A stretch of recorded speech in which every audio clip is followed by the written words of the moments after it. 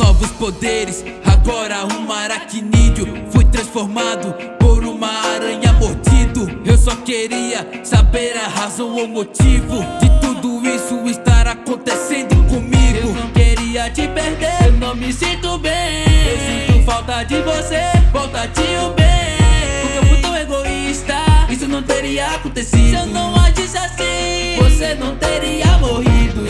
Por muito tempo busquei ter minha verdade, protegendo esse povo de toda essa maldade. Mas eu aprendi com um grande homem que grandes poderes trazem grandes responsabilidades. E eu aprendi a responsabilidade. Eu posso morrer pra defender minha cidade. Não duvide da minha capacidade, porque eu sou um herói de verdade. E eu superei toda essa fatalidade. Eu posso morrer pra defender minha cidade. Não duvide da minha capacidade, porque eu sou.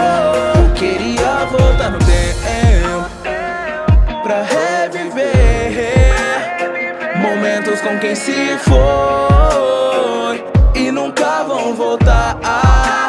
Eu sabia de todos aqueles motivos pra não ficarmos juntos, mas acontece que eu estava cansado de tudo, de tudo. Você se foi e me deixou.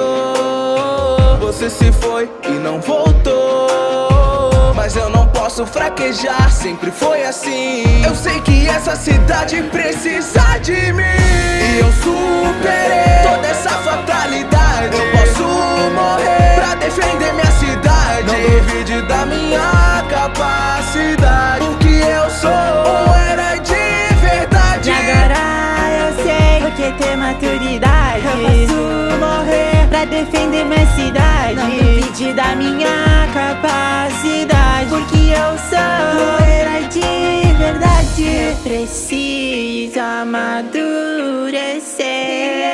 Não posso depender de um traje ou uma coisa assim. Todos eu preciso defender, nem que eu vá morrer, porque é isso que um herói faz no fim. Eu não mereço usar esse traje, eu não sou como Tony Stark. Depois de todo esse tempo parece que eu não cresci, mas agora sou um vingador. Devo aprender a lidar com a dor. Aprendi esses meus erros, enfim amadureci. E agora eu sei o que ter maturidade.